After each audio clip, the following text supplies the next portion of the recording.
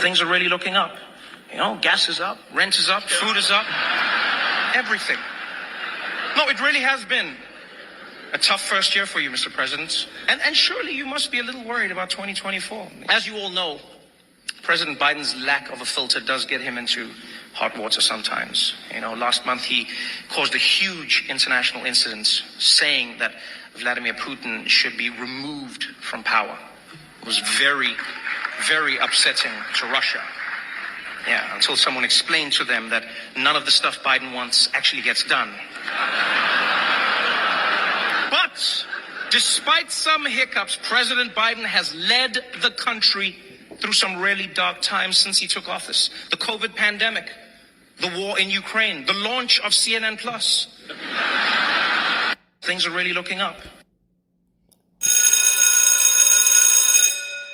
Good morning. It's Tuesday, Trump Tuesday, April the 30th, and this is The True Conservative. Welcome to all the butchers, bakers, and candlestick makers out there. I'm Ron, your host, and the only true conservative in the United States today. So today, after the Serenity Prayer and the patriotic song of the day, we will have the patriotic shorts, motivation, Bishop Barron, Ayn Rand, the 33 strategies of war, and Donald Trump.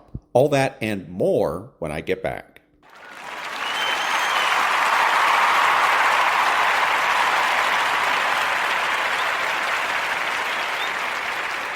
God, grant me the serenity to accept the things I should not change, the courage to change the things I should, and the wisdom to know the difference. Amen. 1,000 stripes forever.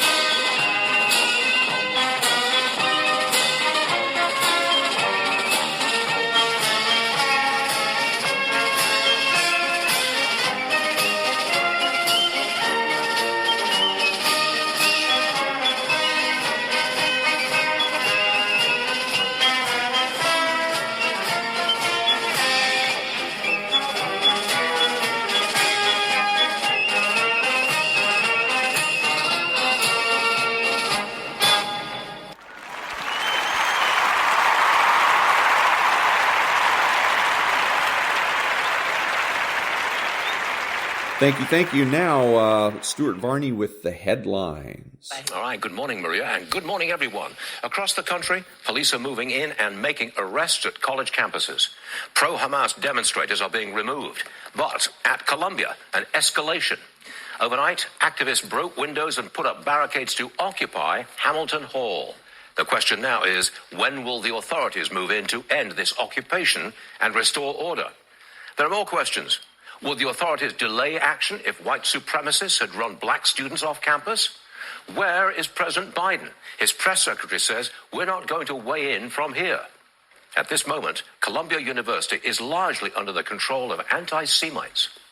To the markets, all eyes on Amazon. They report after the bell this afternoon. The stock is pretty close to its all-time high. Where the market goes from here will have a lot to do with Amazon's performance today. Pre-market, it's at 182, up a buck. We have a downside move for stocks overall, though. Minutes ago, the employment cost index showed a rise in the cost of labor, and the market turned south on that news. The Dow's off about 170, NASDAQ down about 85 at this point. Bitcoin, well, it came perilously close to falling below $60,000. It's right now at 61.1. There you have it. Interest rates, the 10-year Treasury yield's just above 460. It's gone up a little bit more to 466. The 2-year is shot. No, when I wrote that, the 2-year was shy of 5%. Now it's at 5.01%. That's not popular on Wall Street. Gas stopped going up, unchanged right now at an average of $3.65. Diesel holding right there at $4 a gallon. All right, politics. President Biden and Mexico's President Obrador have an agreement to, quote, significantly slow the flow of migrants. Longtime Democrat James Carville rants at young student demonstrators. He says they'll cost Joe Biden the election. Carville has exposed another Democrat split, the divide over age. P.S. A Harvard-Harris poll shows 80% of registered voters support Israel in the war, 20% Hamas.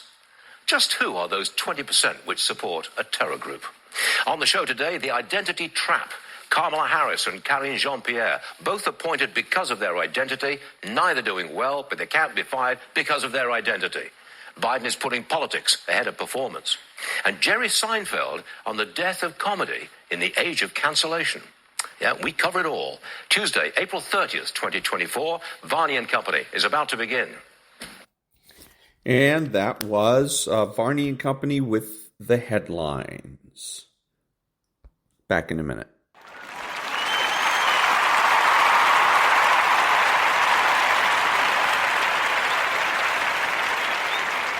Thank you. And now, cars.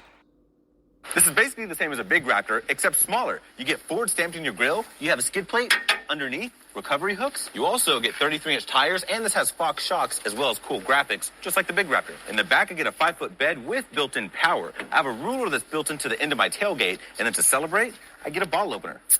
The inside feels like a Raptor. It says Raptor right there. You get these heavily bolstered seats that are heated with leather and suede. I get storage space right there. Secret storage in there. A giant touchscreen with Apple CarPlay and Android Auto. Wireless charging pad. A cup holder for my G Fuel. Use my code BURNOUT for 30% off. I get a fully digital display, metal paddle shifters, and 6 auxiliary switches. If you need grip, you get 4-wheel drive. But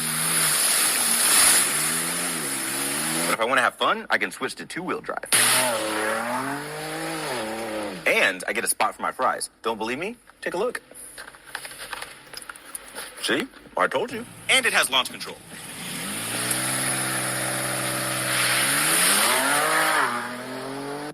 We finally end up at a bar. He said, there's one rule. You don't say a word till I tell you to. This is an American bar, and they're playing 38 Special. It's played by a 38 Special UK cover band. Imagine, if you will, Austin Powers covering Hold On Loosely.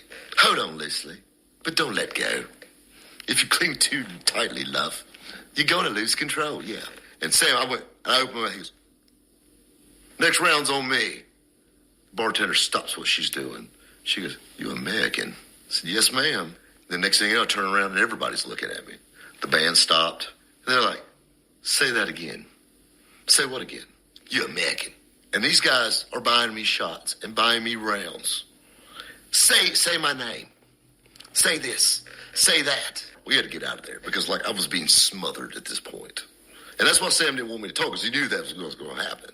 A couple of my buddies drive by in a Silverado, and they rack the pipes off at me. I take off and slowly start speeding up on them. I've got it up about 120, 130 mile an hour. But there's a green state police unmarked Interceptor sitting on the bridge facing me. So naturally, I throw it down into fourth gear and wave at him and just keep on trucking. Well, they send another trooper in a marked car up the hill after me. He hops over before I get there and tries to hit me head on. Runs me off into the grass. And then the gentleman that clocked me catches up. He goes back afterwards and he's looking at my car. He's like, I'd sell it. This guy just caught me, wrote me 4 tickets. Like, I've got to get my respect back. Long story short, I don't think I gained any respect back from the ISP. 15 years later, I get pulled over in a Buick. He's like, haven't I pulled you over before? I think you all have at this point. And he's like, well, it was a different traffic stop. It was a Nissan gold one, and you're doing like 130 up on 46. And he let me off with just a verbal warning that day. But Jared, if you see this, thanks, man. I appreciate it. As you go up in altitude, the ability to cool the engine diminishes because the air density is so low going through the radiator to cool it, it can't absorb as much heat. There are ways around that, and what GM has done is a hell of a lot more radiator. And a 28-inch fan, I mean, it's a serious-looking fan. The horsepower being used to drive this fan is probably more than the horsepower used to drive the dual alternators, your air conditioning compressor, and what have you. It has a fan clutch so that when you don't need the fan, it's not pulling the horsepower. But when you get up into the thin, low-density air at high altitude, you got to cool the engine. The engine's power rating is 445 horsepower and 910 pound-feet. The issue here is being able to deliver that all the time. This is the game that all the OEMs play with the horsepower numbers off of an engine dyno versus the horsepower and torque you can actually put to the ground continuously in the truck. A customer came into a restaurant and he wanted to be parked up front. And the valet, which was a car guy, was like, is this a kit car? Is this real? And the guy got very offended by that. And when he did, because he looked inside and he saw automatic transmission. Now we know the Bugattis are, to a degree, automatic, but this was a stick, and he knew it was from a Mercury Cougar. And the guy got very upset when he questioned whether his car was real or not. And the guy essentially turned around and left. I was driving a Ferrari with a friend of a Formula One driver, and we're hitting, 300 kilometers per hour. Then all of a sudden, the cops everywhere, they were shutting down the highway for us. And the cops were like, sir, you need to get out, because jail time right away is same as the U.S. What did I do? You were going 300. I'm like, yeah, I know. You can't do that. You're going to go to jail, and we're going to impound the car. It's ours. Like, no, you're not going to do that. We're deported to the station. Of course, I had nothing to do with it. I have a deal for you. You like Jean? Like, yeah, I love Formula One. Jean is yeah. Let's call him. Hey, Jean.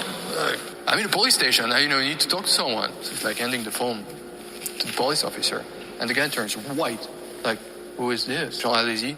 Oh my God, I'm your biggest fan. I mean, when you have money and you know the right people, you get out. Ferrari is not so secretly screwing the top 1,000 people in their client list. They tell them, hey, you buy this limited edition car, we're going to make this many, and that's it for the whole world. They make and sell a lot more than they claim they made, and no one seems to care. But right at the beginning of when I started collecting VINs nearly 20 years ago, the Enzo was, initially, it was my sole focus. I found a half a dozen Enzos that had been totaled, and they were all of a sudden back to life. Ferrari officially admits to producing 400 Enzos total. I have so far 500 Enzo VINs, and I have it on imputrescible authority that I'm missing at least 3 dozen more. The Ferrari factory routinely hires the assassins in the Black Hand to dispatch with troublemakers such as myself. The fact that there are more Enzos than Ferrari claimed they made means nothing to me outside of my database. There could be 1 million, and I would still want all of them. As soon as I got the truck, I promptly sent it to my buddy Frank, who's a mechanic, to have him go over the truck for me. He called me and said, yeah, so This guy walked in straight by me, didn't even say hi, and he came back and he goes, I have to buy that Suburban. Who owns that? And sure enough, the guy called me. I'm like, it's not for sale. The next day, I found an even better Suburban. Wired the money instantly. I called this guy. You won't believe this, but I found one I like better, so I'll sell you this one. Another guy came in and saw your Suburban and decided he had to have it, so I gave him your number too. So this guy calls me. It's not for sale. It is almost irreplaceable. Till the other day, and I just typed in GMC Suburban, and up comes this wonderful 90s piece of gloriousness. When I want something, I kind of have to have it. So we met right in the middle at 12 grand. When I showed the photo to my wife, she instantly said no, which just meant that I had to buy it even more. I was getting pulled over every few hours. Every officer that pulled me over said the same thing. They were like, hey, we got a phone call that a bright green Lamborghini was speeding by. I'm like, well, this is not a Lamborghini. I finally get cell phone service, and my phone's ringing, and the passenger I had, her phone was ringing. Slow down, slow down. There's a plane over you. I finally look to my right, and I see a plane level with us, following along with us. So I pull over. I see an officer coming my way, turns around, turns his lights on. He thanks me for stopping and him not having to chase me. He kind of says to me, hey, that airplane said that their plane stops at 150 miles an hour and they couldn't keep up with you. I'm going to have to write you a citation. I said, okay, what speed are you writing me at? And he's like, at 111 miles an hour and a 55. Where'd you come up with that number? And he's like, that's what they think that you were going. I said, yeah. Just a minute ago, he said I was going over 150. And he's like, just be happy I wrote you for 111. So he wrote me the ticket. I think I got pulled over 3 more times over that next 48 hours. 9 times being pulled over on Gold Rush because of my color of my car. Jay Leno refuses to buy a Ferrari, and here's why. In an interview with Jason Stein, Jay stated that he likes Ferrari, but he does not own a single one as he dislikes dealing with their dealership. He objects to situations where he has to give the dealer $25,000 in an envelope, or the fact that he has to buy 2 lower models of Ferrari to get one better model. In his response, he compared it to McLaren, where he mentioned that when there was a power upgrade for the MP412C, they offered it for free. Additionally, when making a purchase, the dealer advised him against carbon ceramic brakes if he didn't plan to track the car, saving him $20,000. Overall, he criticizes Ferrari for treating customers like money bags rather than people. Well, you must buy 2 Mondial before you can buy DC. You have to buy 2 crappy cars before yes. I just get tired of that. And that was Cars.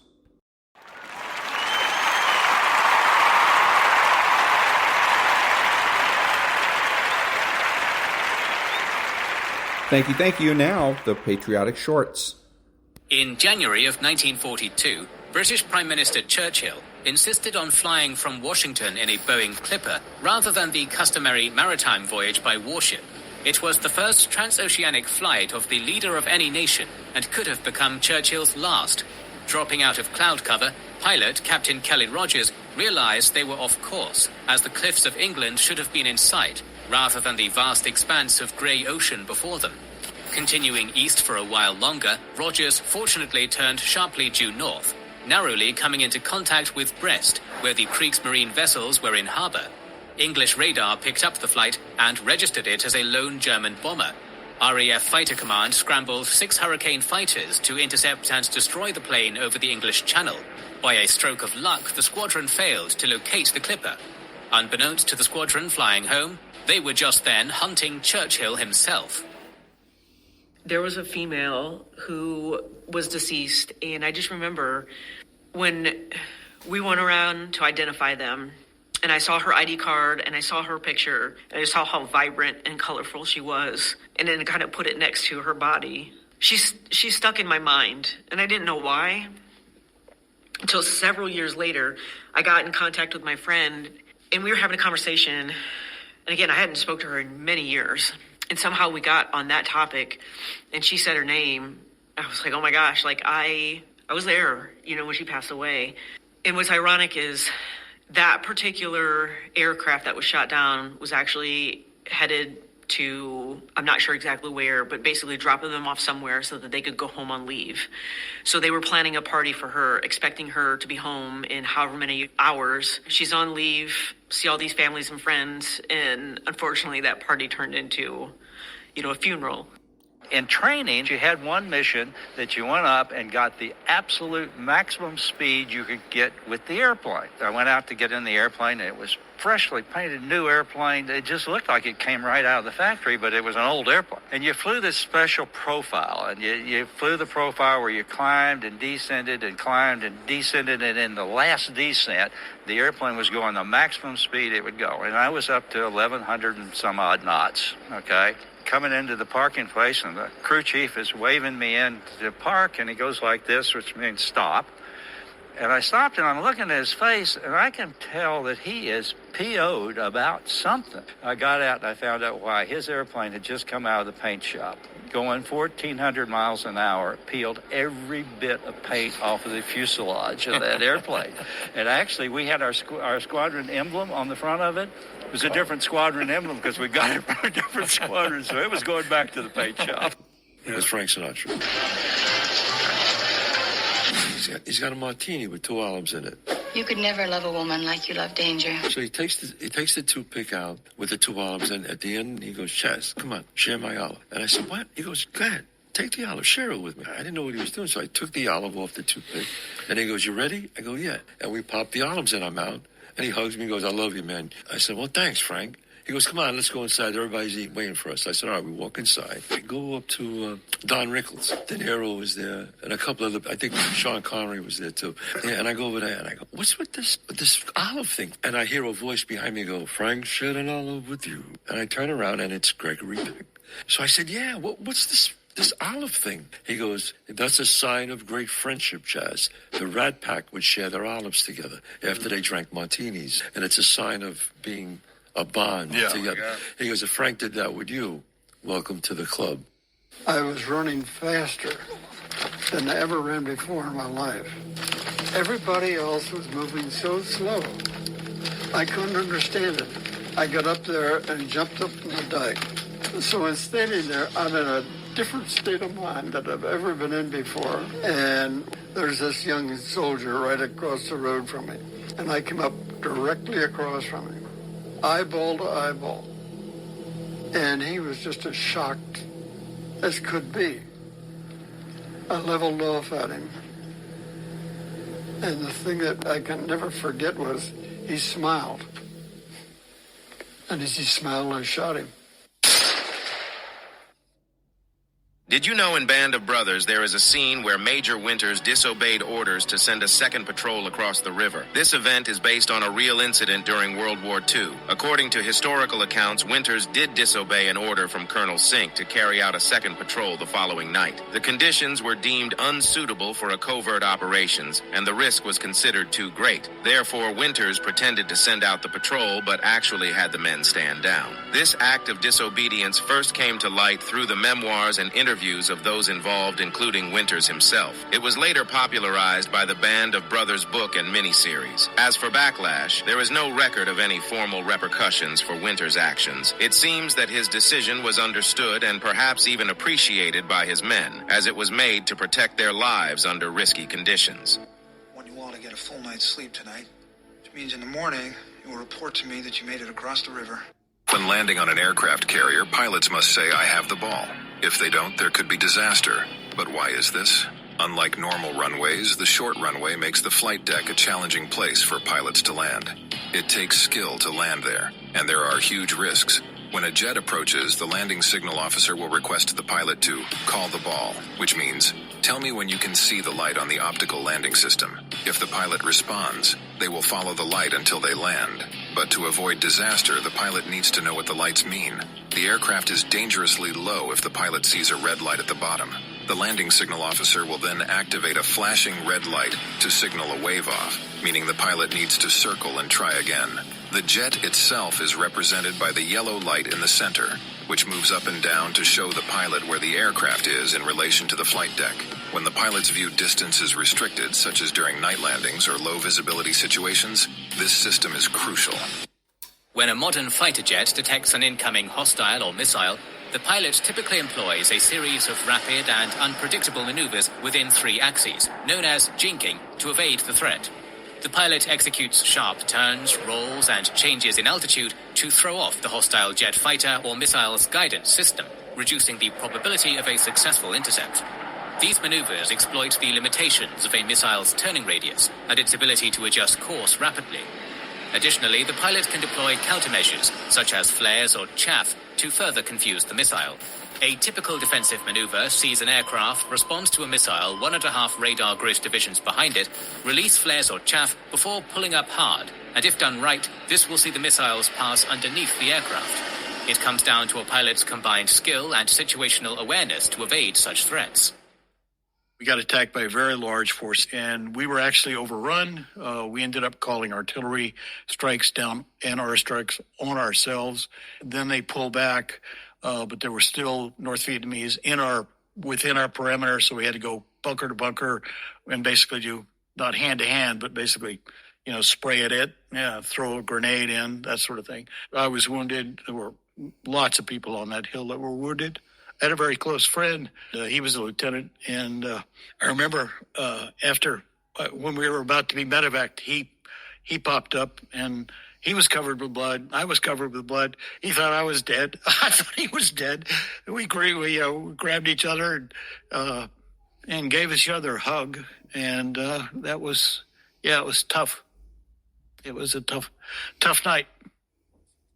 If you haven't been a socialist before the age of 30, you have no heart. And if you remain one after the age of 30, you have no brains. It's the idealism of it all. And World War I seemed to vindicate so much of what Karl Marx said about how capitalist countries are just imperialist. They don't care about the young. They just throw them over the trenches and destroy them. Which is so ironic given how communist countries have dealt with their populations and how callously they have wasted them. That's called the big lie. And it is amazing how these big lies live. Even when I was in graduate school, there were a bunch of people saying, Russia, it has no drug problem. It has all these blah, blah, blah, that's better. Because they're believing the Kool-Aid that's being dished out from Moscow, which is lies. And that was the Patriotic Shorts. Back in a minute.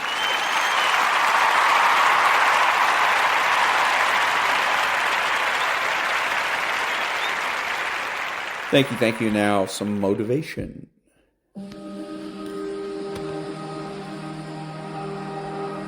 Fear of failure can keep you from taking risk.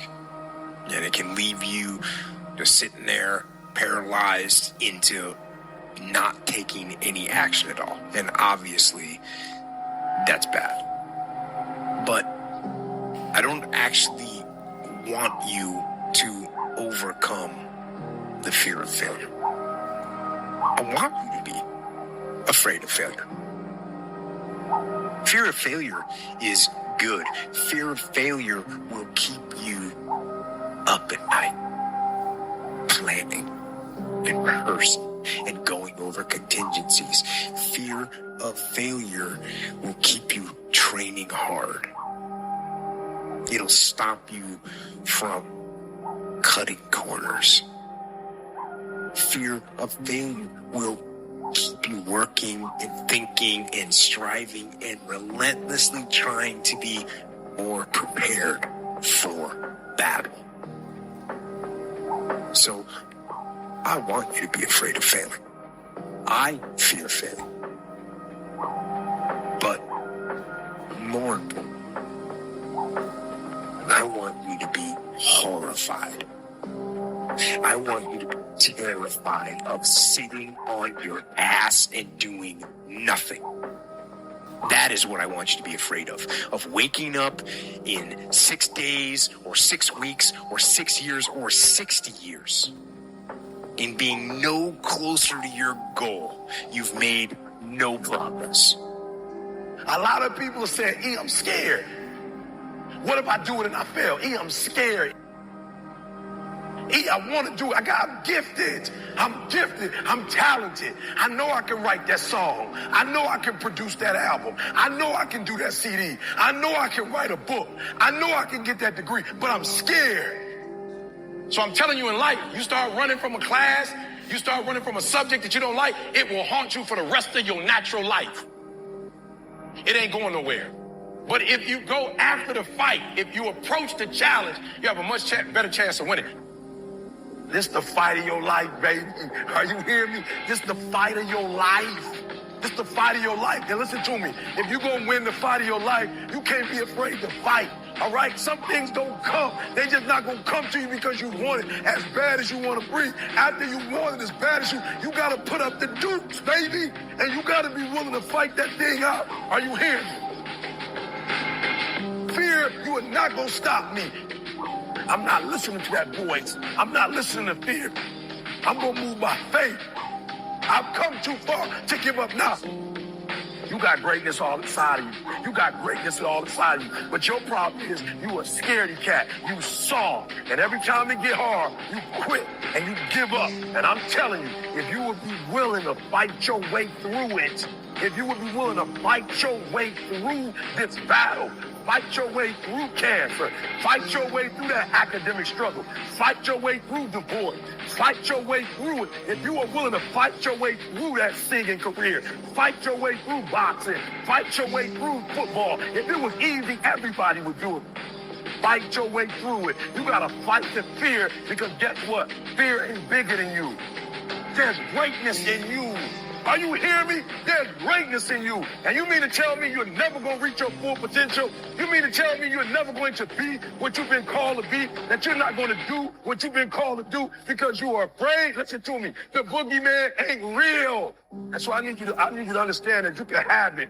For real, you can have it. But it's going to be a fight. And if you're willing to put up the fight, I'm telling you, at the end of the fight, there's going to come victory. When you don't have a true appreciation and acceptance for who you are, and you allow yourself to be immobilized by fear, what happens in the process is that you begin to abuse yourself. You begin to sabotage your life. You begin to sabotage your dreams. You begin to unconsciously work against yourself. You become your own worst enemy. So what do you do about that? Well, you begin to realize that your dream and your gifts have so much meaning and so much value for you till your hunger for them will begin to push you past the fear. You've lived a life dominated by doubt and fear. How do you step into bravery? Step. That's how you step into bravery. Take the step. Step aggressively towards your fear. And that step towards your fear is the step into bravery. Because we're scared of what we don't know. And there is only one way to learn and to know. And that is to confront that fear. You have to step. You have to go. And this simple action, this simple attitude, it answers so many questions. So many questions. How do you get to the gym every day? You step. You go. How do you change your diet? You step. You go. How do you overcome fear of failure, or fear of success, or fear of fear itself? You step. And how do you face the fear of the unknown? Step. Don't wait anymore. Don't think anymore. Don't plan anymore. Don't contemplate anymore. Don't make any more excuses or justifications. Don't rationalize anything else. No, no, and no. Instead, be aggressive. Take action now. And what is the first action that you need to take? What's the first step you need to take? The first step you need to take is just that. Step. So, get up and go. Take the risk, take the gamble, take the first step, take action. And don't let another day slip by.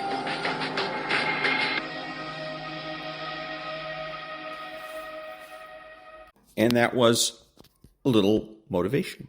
Back in a minute.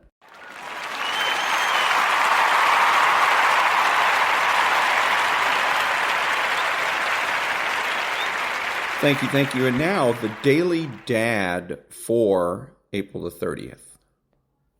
April 30th. Who gets your patience? The father of former Chancellor of Germany, Angela Merkel, was a pastor in East Germany. He was beloved by his flock. He forged a deep bond with them over many years. But at home, things were a little different. At home, he was stern and impatient. What really made me angry as a child was his way of showing so much understanding for everyone else, his daughter would reflect. But if we children did something wrong, his reaction was completely different. Clearly, her father was capable of being understanding and kind. He did it all the time as part of his job every day. But maybe that was part of the problem. He'd used up all his patience at work and had none left for his family when he got home. Or maybe he held himself to a different standard professionally than personally because it wasn't public. Or maybe he made the mistake that many of us do, forgetting that our children are little people with the same problems as everyone else, just at a different size. And because of that, we sometimes fail to treat them with the appropriate level of dignity, respect, and compassion. You don't yell at a colleague just because they left the door open. You don't punish one of your players for wanting more of your attention and counsel. And yet children all over the world throughout all time can speak to relationships where that was the exact kind of treatment they received from their parents who were at the end of their ropes and had run out of patience. Be kind to your family. Make sure they get the same patience and understanding as everyone else. Actually, scratch that. Make sure they get more. Because long after you've left this job or stopped coaching that team, they will still be your kids. And again, he's wrong. This guy must be a socialist. So anyways, the reason that dad had less patience at home than he did at work was because he didn't have the standards for the people at work and the caring, nor did he care as much about the people at work as he did about his family. Okay? He cares more about his family, expects more from his children because of that. So, having a parent that is not as patient with you or treats you differently than the way they treat their employees or coworkers is not a problem. Okay, I know a person whose dad used to introduce him to friends as the asshole, just for fun. That's a problem. Back in a minute.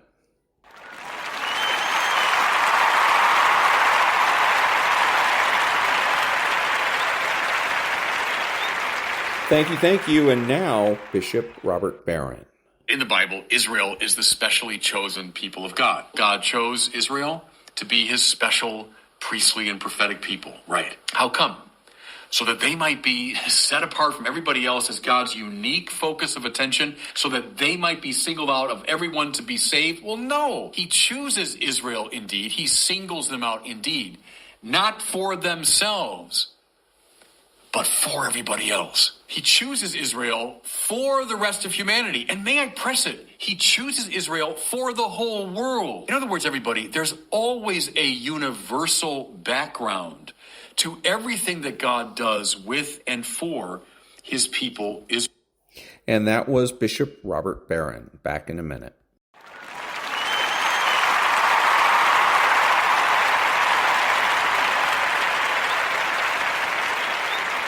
Thank you. And now the Ayn Rand thought of the day.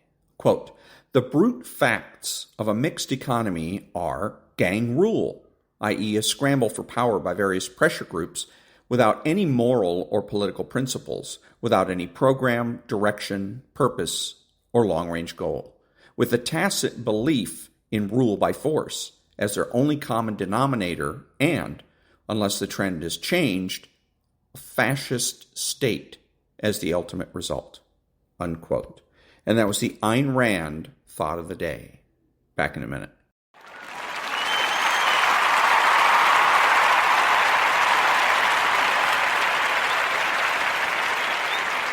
Thank you. And now we pick up where we left off with the 33 strategies of war. Reversal. There is never any value in attacking opponents from a direction or in a way that they expect, allowing them to stiffen their resistance. That is, unless your strategy is suicide.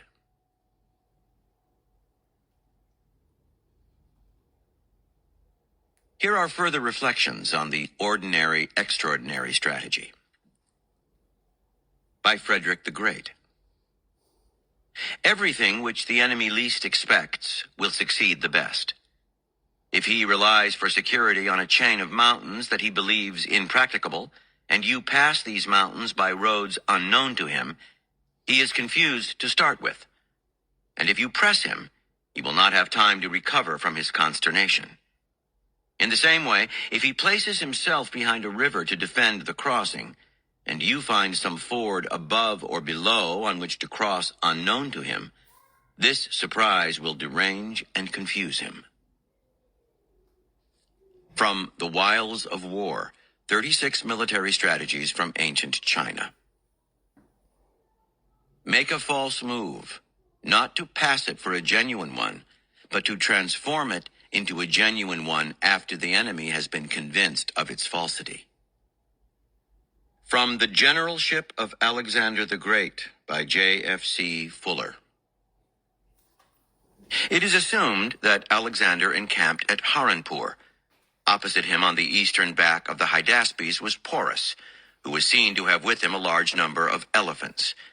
Because all fords were held by pickets and elephants, Alexander realized that his horses could neither be swum nor rafted across the river, because they would not face the trumpeting of the elephants and would become frantic when in the water or on their rafts. He resorted to a series of feints. While small parties were dispatched to reconnoiter all possible crossing places, he divided his army into columns, which he marched up and down the river as if he sought a place of crossing. Then, when shortly before the summer solstice the rains set in and the river became swollen, he had corn conveyed from all quarters to his camp, so that Porus might believe that he had resolved to remain where he was until the dry weather. In the meantime, he reconnoitered the river with his ships, and ordered tent skins to be stuffed with hay and converted into rafts. Yet, as Arrian writes, all the time he was waiting in ambush to see whether by rapidity of movement he could not steal a passage anywhere without being observed. At length, and we may be certain after a close personal reconnaissance, Alexander resolved to make the attempt at the headland and island described by Arrian, and in preparation he decided on a maneuver almost identical with that adopted by General Wolfe in his 1759 Quebec campaign. Under cover of night, he sent out his cavalry to various points along the western bank of the river with orders to make a clamor, and from time to time to raise the battle cry. For several nights, Porus marched his elephants up and down the eastern bank to block an attempted crossing until he got tired of it, kept his elephants in camp, and posted scouts along the eastern bank. Then, when Alexander had brought it about that the mind of Porus no longer entertained any fear of his nocturnal attempts, he devised the following stratagem. Upstream and along the western bank, he posted a chain of sentries, each post in sight and hearing of the next one, with orders to raise a din and keep their picket fires burning while visible preparations were made at the camp to effect a crossing. When Porus had been lulled into a sense of false security, and all preparations were completed at the camp and the crossing place, Alexander set out secretly and kept at some distance from the western bank of the river, so that his march would not be observed. From The Wiles of War, 36 Military Strategies from Ancient China. To cross the sea without heaven's knowledge, one had to move openly over the sea, but act as if one did not intend to cross it. Each military maneuver has two aspects, the superficial move and the underlying purpose. By concealing both, one can take the enemy completely by surprise. If it is highly unlikely that the enemy can be kept ignorant of one's actions, one can sometimes play tricks right under its nose. From the I Ching. Chaos, where brilliant dreams are born. by Sudong. One who studies ancient tactics and employs the army in accord with their methods is no different than someone who glues up the tuning stops and yet tries to play a zither. I have never heard of anyone being successful. The acumen of strategists lies in penetrating the subtle amid unfolding change and discerning the concordant and contrary. Now, whenever mobilizing, you must first employ spies to investigate whether the enemy's commanding general is talented or not. If instead of implementing tactics, he merely relies on courage to employ the army, you can resort to ancient methods to conquer him. However, if the commanding general excels in employing ancient tactics, you should use tactics that contradict the ancient methods to defeat him. From The Theory of the Avant-Garde by Renato Poggioli. The chief characteristic of fashion is to impose and suddenly to accept as new rule or norm what was, until a minute before, an exception or whim, then to abandon it again after it has become a commonplace, everybody's thing. Fashion's task, in brief, is to maintain a continual process of standardization, putting a rarity or novelty into general and universal use, then passing on to another rarity or novelty when the first has ceased to be such. Only modern art, because it expresses the avant-garde as its own extreme or supreme moment, or simply because it is the child of the romantic aesthetic of originality and novelty, can consider as the typical, and perhaps sole, form of the ugly what we might call ci-devant beauty, the beauty of the Ancien Regime, ex-beauty.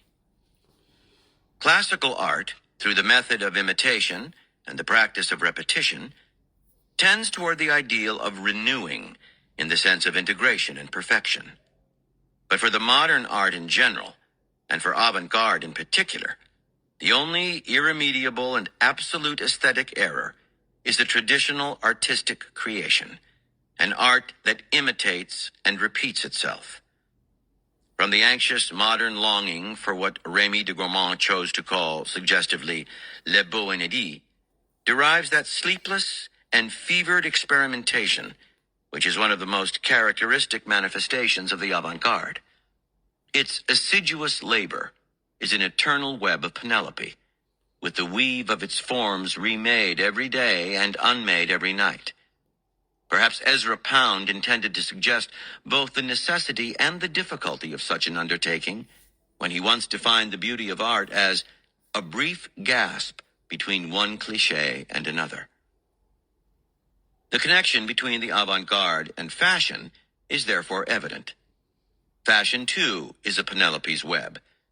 Fashion, too, passes through the phase of novelty and strangeness, surprise and scandal, before abandoning the new forms when they become cliché, kitsch, stereotype. Hence the profound truth of Baudelaire's paradox, which gives to genius the task of creating stereotypes. And from that follows, by the principle of contradiction inherent in the obsessive cult of genius in modern culture, that the avant-garde is condemned to conquer, through the influence of fashion, that very popularity it once disdained. And this is the beginning of its end.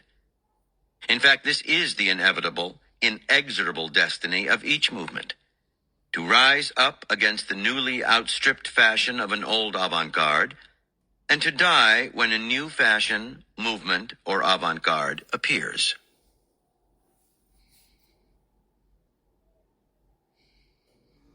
By Marcel Duchamp.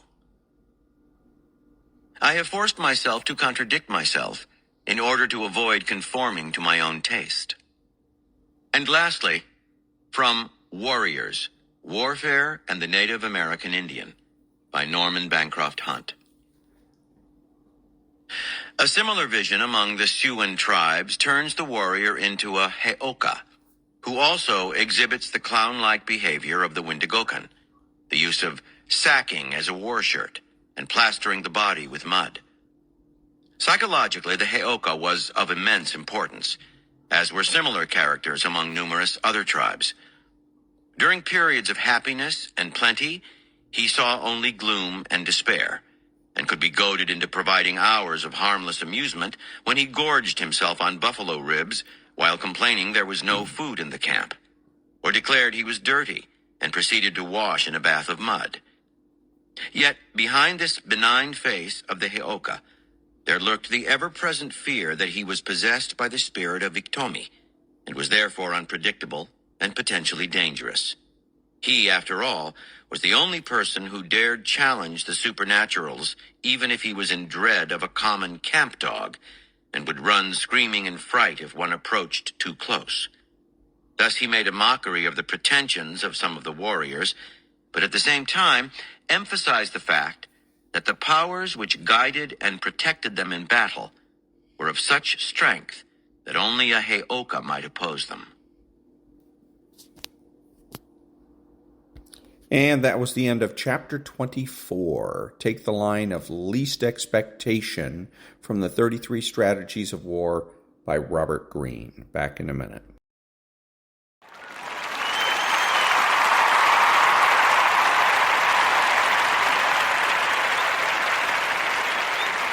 Thank you. If you're a Democrat, a right-thinking Democrat, you need to vote Republican and become a Republican.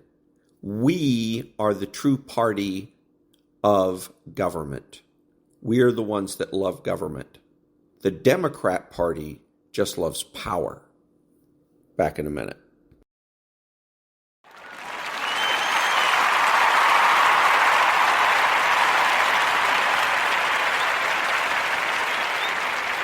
Thank you. Now a little bit of Bill O'Reilly. These other progressive things, we got to stop this now. I'm telling you, I don't have any progressive friends anymore. They're gone because I can't stomach them. Criminals running wild, murdering people because progressive DAs funded by George Soros don't want to punish the violent criminals. That's what you're giving me? You support that? Get out of my house. Out. I've had it. Biden is not going to get any better. And the Democratic Party has to get destroyed next November. I don't care whether you like Trump or not. Trump governed this nation in a responsible way where everybody prospered. And if you don't believe that, you're a moron. Every single thing, every single indicator was on positive territory. All the working people, no matter what color they were making more money and there were more jobs. We didn't have inflation. We didn't have supply problems. We didn't have any of it. Now we got all of it, in addition to an open border.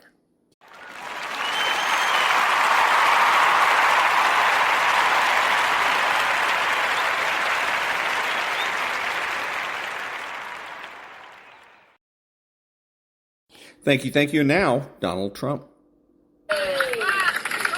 When it comes to President Donald Trump, I want to say this because a lot of people accuse this man of being a racist. And I just want to say that I've met President Donald Trump working on criminal justice reform. I, too, was one of the ones that said, no, I don't want to go talk to that man. I don't know him. He hates black people. Well, that's what they said. And so they said, well, Angela, he's working on criminal justice reform. You have a story. Many of you may or may not know that I served time in a Georgia state prison. And while I was serving time in that prison, I was pregnant. And when it was time for me to deliver my baby, I was transported to a hospital here in Georgia by a police officer, and I was chained to a bed, and I was forced to give birth to my baby with a sheriff watching for a nonviolent crime. Also separated from my family for a nonviolent crime. But you know, the Democrats said we only supposed to fight for the family separation at the border. They forgot all about the family separation in the border. They want Trump to apologize for the CP5, but they ain't demanded that Joe Biden apologize for the 94 crime bill. But that's something else. I had a story. They told me that this man was a racist, but I had a story, and I knew that if I could use my story to convince this man that there was a need to reform our criminal justice system, then I would do that. I wasn't going to be worried about emotions. I wasn't going to be worried about the media. I wasn't going to worry about the naysayers. I was going to go in with my story and see if I could make a difference. I found myself sitting in front of President Trump in the Oval Office, and I shared my story. This is the man that they told me was a racist. I don't know. I'm scared to death. Is he going to hang me? I don't know. Is he going to call the KKK the way that the media has portrayed it? I'm in a danger zone. Just so happened that he heard my story. Not only did he pass the First Step Act, but he also made it illegal for them to chain women to the bed during their childbirth.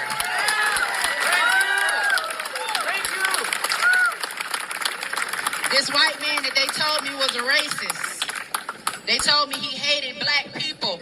So not only did he just sign one of the most historic forms of criminal justice reform legislation to ever hit this nation, overturning the 94 crime bill that massively incarcerated black America, freeing nearly 20,000 people to this day. The First Step Act. I sat in the Oval Office with a lot of criminal justice reform advocates. I saw Kim Kardashian on the front page taking her pictures. I saw Alice Johnson. I saw Louis Reed. I saw Van Jones. I saw Jessica Jackson. I saw, what's her name, Vivica Fox. I saw Isaiah Washington. But I don't see any of them here today. A lot of people want to take a lot of credit for being criminal justice reform experts, criminal justice reform advocates, but to tell the truth, you didn't free nobody. Trump did.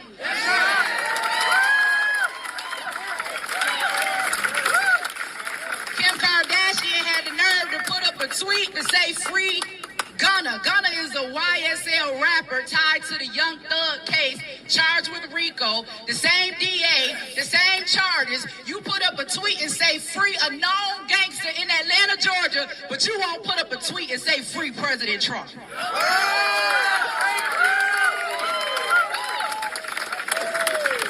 And the only reason you getting any credit for freeing anybody is because President Donald J. Trump signed the papers. As a criminal justice reform advocate, somebody that's grateful to President Donald Trump for giving me a second chance, giving me an opportunity to run for Congress by clearing my record. Somebody who was completely oblivious to the corruption that happens in Atlanta, Georgia. I just wanted to do something for my community. I refuse to be silent. Not only will I stand for Atlanta, Georgia, not only will I stand for America, not only will I stand for the babies being aborted in the womb, not only will I stand for the mothers that choose life, I'm also going to stand with President Donald Trump. How beautiful. And that was Donald J. Trump. Back in a minute.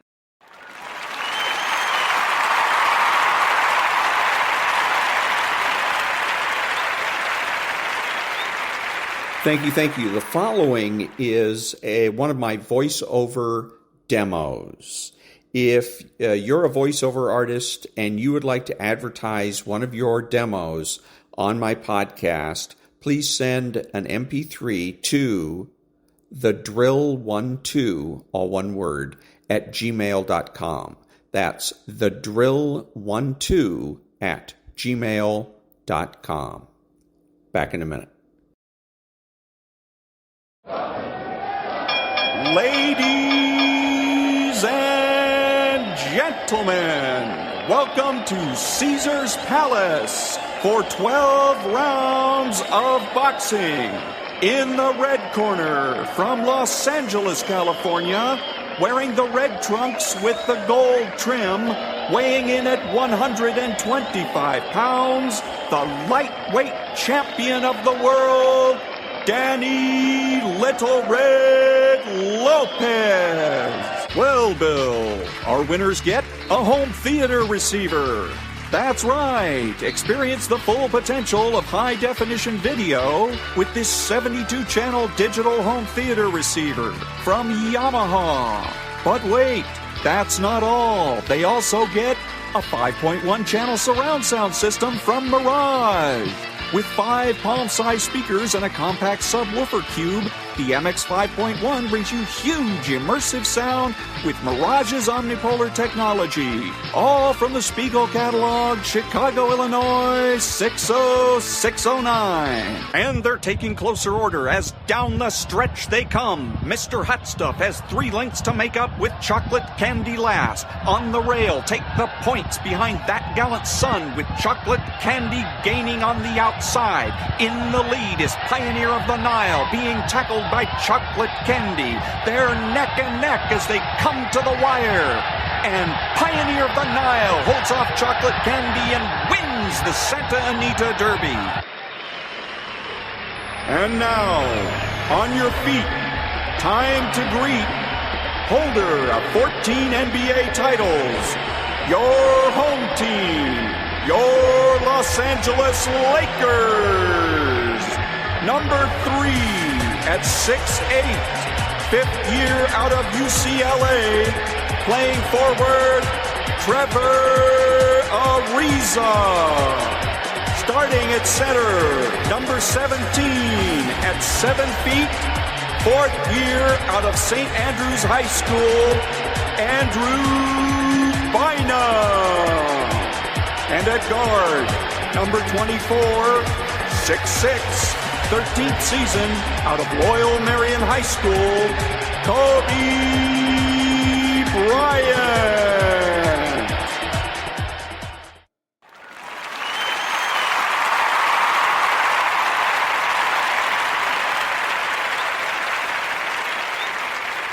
This is Ron, your host, the only true conservative in the United States today, bidding adios to all the butchers, bakers, and candlestick makers out there, and reminding you that you are not neutral and that the government has no rights.